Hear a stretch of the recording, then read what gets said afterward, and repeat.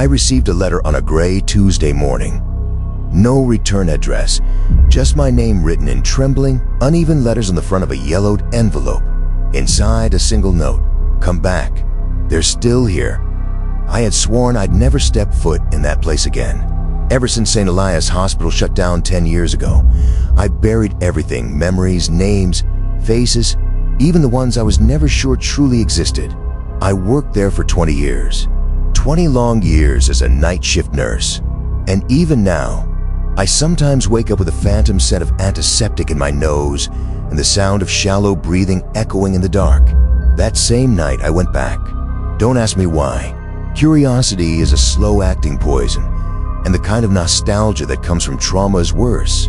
I drove for nearly an hour, out past the city limits, until the decaying silhouette of the old 3-story building emerged from the trees, swallowed by rust and overgrowth. The windows were broken, some boarded, others gaping open like silent mouths.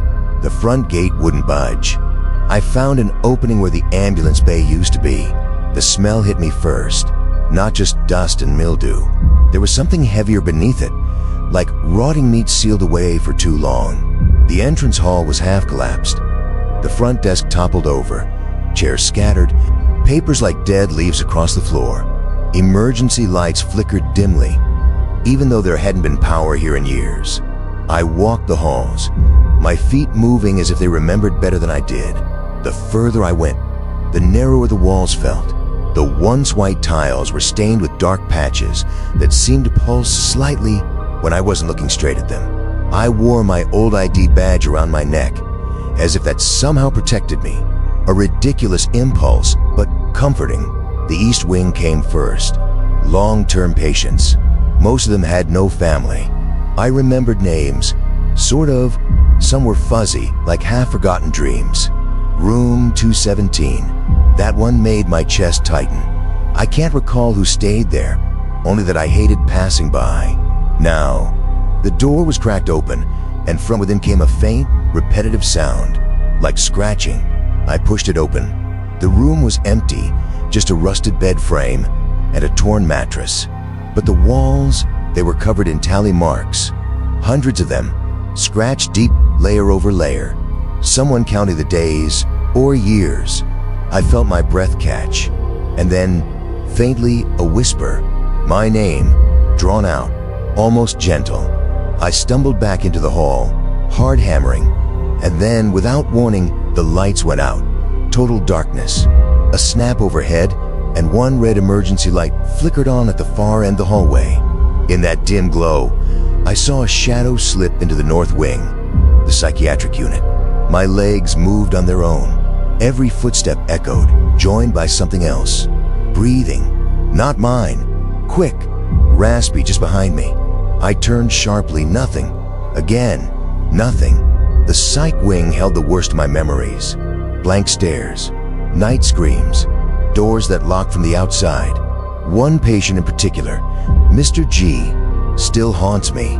He barely spoke, but when he did, he insisted the hospital was alive, that it breathed, that it watched. We laughed then. I'm not laughing now. I entered the old isolation room. The door still bore long, desperate scratches. Inside, a single chair in the center, leather restraints dangling like limp arms. On the floor, circular scuff marks, like someone had been spinning for hours. In the corner stood a figure. Still, I stopped breathing. The light blinked once, and the figure vanished. I bolted out of the room, sweating, panicked. The hallway behind me had changed. Doors had shifted. Some vanished. Others appeared. The layout no longer followed logic. I wasn't walking. I was being led. Eventually, I arrived at the central records room. The door was open, though it had been sealed the day we evacuated. Inside, in the middle of the floor, lay a thick patient ledger. I recognized it immediately. The admissions log for Ward 3B, the most secluded wing. I flipped through it. Name after name rang a faint bell in my mind, but every entry ended the same way. Status, missing in service.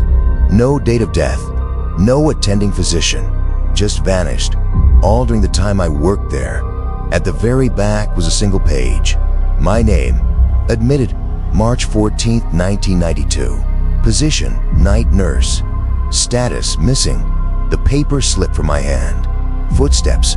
Behind me. I turned. No one. Then came the voices.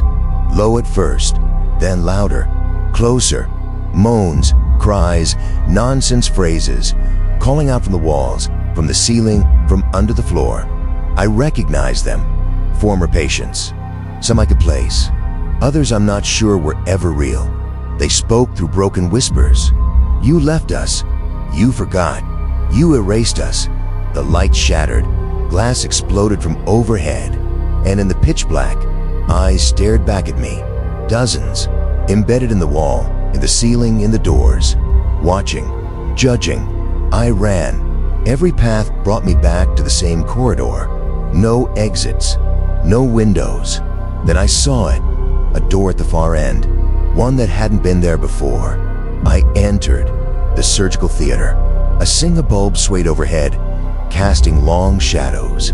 In the center, a rusty gurney. Beside it, a full-length mirror. I approached it slowly. The reflection wasn't mine. It was me, but in my old uniform. My face was pale gray, hollow-eyed. The reflection smiled. Behind it, I saw others. Patients, nurses, doctors. Their features warped, melted by time and memory. They reach for me, hands outstretched. They whisper my name. I touched the mirror.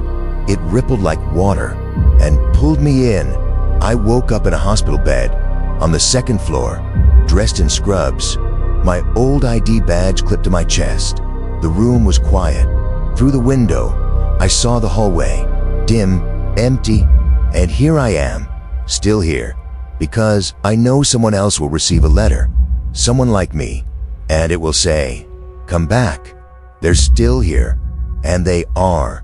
We all are, waiting for the hospital to call one more. I was never one to believe in ghosts. I always told myself that the only real danger is the kind that breathes, the living. But after what happened that night, I can't walk into a dark room without feeling like something is watching, waiting. And the worst part is, I don't even know if I ever truly got out of there. It was about 2 years ago. I used to do urban exploration, abandoned buildings, ruins, forgotten places. There were a few of us who posted about it on Orca forums, even early YouTube. But it wasn't about fame. It was about the feeling, the silence, the history left behind. There was one place we always talked about but never dared to visit. Santa Emilia Sanatorium, about 40 kilometers from the city, shut down in the late 80s after anonymous reports of abuse. Rumor had it that illegal medical experiments were carried out there in the 70s. Of course, none of that was ever officially confirmed. But everyone knew someone who swore they'd heard screams from inside years after it closed. One cold July night, I went there alone. I still don't know why. It felt like something was pulling me there. I parked a few blocks away, left the headlights off, and slipped into a section of collapsed fence. The building was massive, 3 floors of broken windows and crumbling brick. It looked like it had been watching the road for decades with dead eyes. Inside, my footsteps echoed louder than they should have. I used a handheld flashlight to preserve my phone battery. At first, it was the usual. Dusty halls, scattered files, overturned wheelchairs. I found patient rooms with rust-stained beds and moldy curtains. I took photos. I recorded video. But the deeper I went, the colder it got. The air itself seemed to press in, damp and heavy. That's when I found the lock wing. It was on the 3rd floor, a corridor where every door hung open except one. A heavy iron door with a small, grated window. The faded label still read, "Experimental Wing, authorized personnel only." The lock looked ancient, untouched. But when I reached the handle, it turned easily, like someone had unlocked it from the inside. The hinges screamed as I opened it. The air inside reeked of chemicals, not just mildew, but something acrid. The hallway beyond was narrower, tiled and faded green, with what looked like bloodstains smeared along the baseboards. The emergency light still flickered, dim orange pulses that made shadows twitch. I swear to you, the rest of the building was dark, powerless. But this wing, it was alive. At the far end, I found a records room, rusted filing cabinets, metal shelves, and in the corner, an old reel-to-reel tape recorder. Next to it was a stack of tapes labeled by hand, dates ranging from 1972 to 1977. I loaded one in, half expecting silence, but the machine roared to life. The voice at play was male, calm, clinical, unnervingly detached. Subject 14, second administration. Neural response shows reorganization. Still nonverbal. Motor function improving. Initiating auditory stimulus. Then came a high-pitched tone, steady mechanical, followed by a guttural moan. It wasn't human.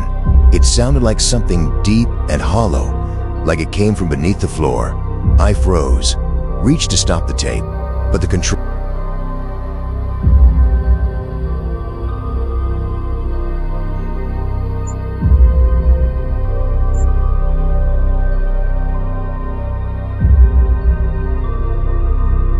I pulled the plug.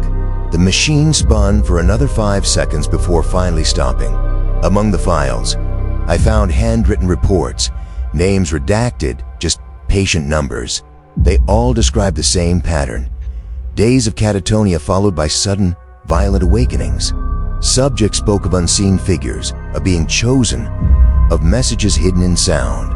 Most chilling of all were repeated notes from a doctor signed only as C. He claimed some patients had begun responding to external entities. That's when I found the photo. Black and white, grainy. 4 people in a treatment room, 3 in white coats. 1 strapped to a chair, eyes wide, midstream. The 4th, the patient, looked exactly like me. Same face, same scar above the left brow. I stared at it for what felt like hours, trying to make sense of it. Near the photo was another door. No lock, but it stuck when I pushed. Inside was a padded room, the isolation cell. The foam was torn, clawed in places, stained. There was a camera bolted to the ceiling.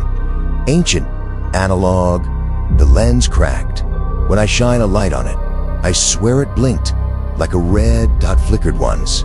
Behind me, the reel-to-reel machine started up again. He is here. He opened the door. He brought them back. I ran. The corridor had changed.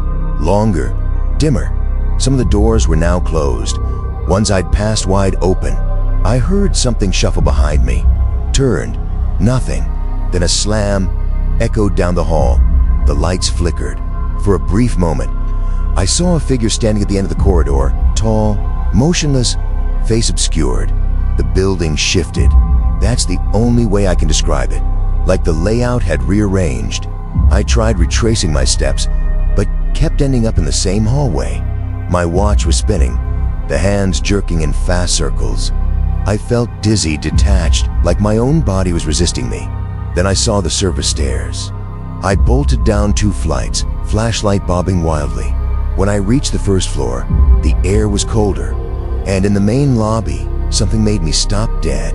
A television, a big, boxy model from the 80s, was on. No power source, just glowing. It was playing footage of me, entering through the side fence, shining my flashlight, walking up to the experimental wing. The screen froze the second I opened the door. Then, in reverse, it rewound. Frame by frame, I watched myself back away until the footage stopped. The screen went black. All around me, doors creaked open. Every room, every hallway, the front entrance, too. The air shifted, lighter, almost expectant, like the building had exhaled. I didn't wait. I ran, straight into the dark. Didn't look back. Didn't stop until I hit the car, shaking so badly I could barely put the key in. I never told anyone. Not really. Only now, years later, have I been able to write it all down. None of the videos I took were on my memory card. All the photos were gone, wiped, except for the one black and white photo I stuffed in my jacket pocket. And even that photo, it's aging. Every time I look at it, the paper is yellower, the edges more cracked, like it really was taken 50 years ago. A month after I went, they demolished the hospital, said they were building condos. But sometimes when I drive past the old road, I still see lights flickering through the trees. And every time I close my eyes, I still hear the tape playing. He brought them back. I never thought watching over an empty building could scare me.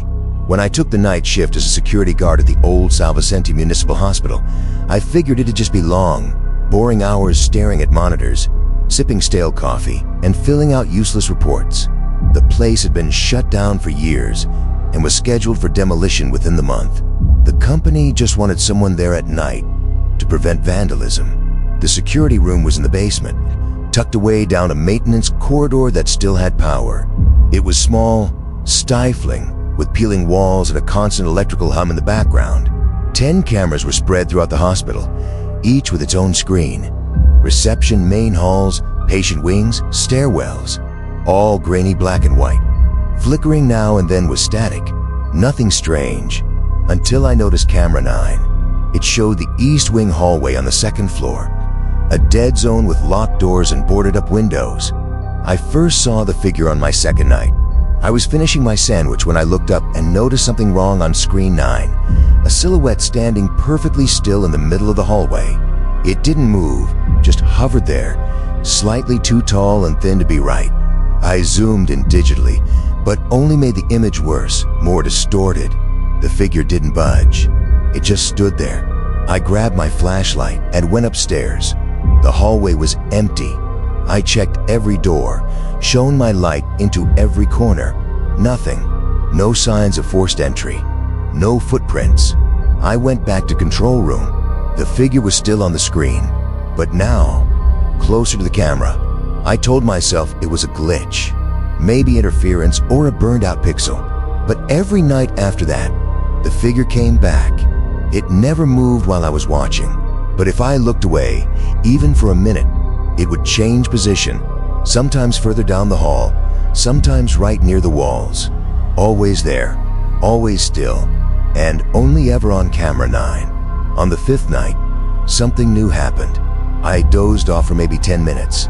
Head resting on my forearm, I woke to a sharp, strained sound like compressed static pulsing in irregular beats, almost like a whisper run through a machine. I looked up at the monitor. Camera 9 was filled edge to edge with the figure, so close I could make out its vague features: head, shoulders long, crooked arms. The screen glitched for a moment, and just for a split second, the face that appeared wasn't a figure's. It was mine.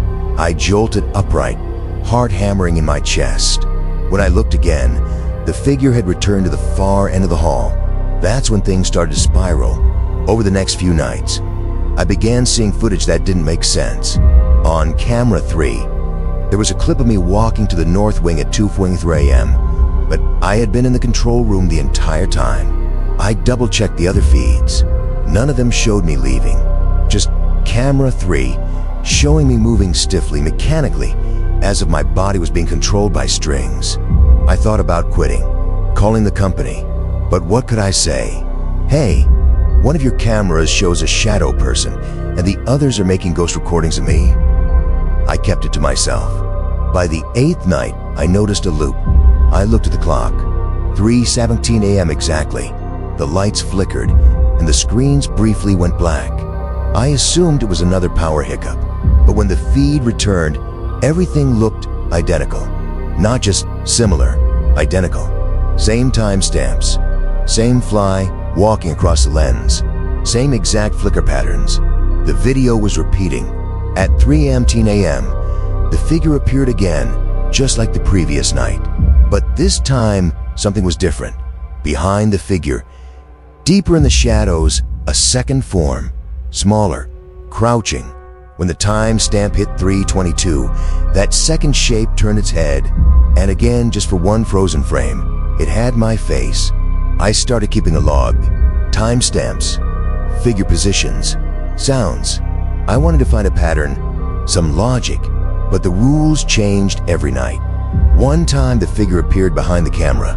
Another night, it was already inside one of the rooms, just sitting. And always, every time the screen flickered to the sound cut, I caught a glimpse of myself, twisted and wrong, in some reflective surface. By the 12th night, I lost time. The digital clock on the desk froze at 3:33 a.m. All the monitors started playing old footage, snippets from the first, third, and fifth nights. But there were new angles I had never seen before. One of them showed the outside of the security room, looking through the window. Inside, I was sitting at the desk, staring at the screen. But it wasn't me. Not quite. The person on the feed tilted their head slightly, as if listening to something. Their movements were too smooth, too patient. There was no sound, but it looked like they were answering someone I couldn't see. I turned toward camera 9. For the first time, the hallway was empty, but something in the room had changed. In the corner of my eye, I saw a new monitor, a small one, flickering faintly. I didn't remember being there before. It showed me, from behind, sitting in my chair in front of camera 9, just like I was right then. I stood up slowly, looked behind me. No one. Turned back to the small screen. Now the me on the screen was turning his head, looking back just like I had. And he smiled. My blood ran cold. Not physical cold. Something deeper. Like something in my core had frozen solid. I watched as me on the screen pressed a hand against the camera, palmed a lens. Then black screen. For a moment, I thought it was over, but the lights didn't come back. None of the monitors did. When I looked around, I wasn't in the security room anymore. I was in the hallway from camera 9. Same moldy smell, same cracked tiles, same suffocating silence. I tried to run, but the sound of my footsteps felt distant, like I was running inside a hollow shell. I spun around, pounded on the walls. No doors, no exit. Then I saw it, a blinking red light up ahead, a recording light. I looked up. There was a camera mounted above me, watching, and through the lens, I could see the security room again, and me, or something where my face, watching from the other side. He smiled again and shut off the feed. Now I wait for someone to look at camera 9 to see where I really am, because with each passing night, the world outside grows dimmer, and I fade deeper into this endless recording.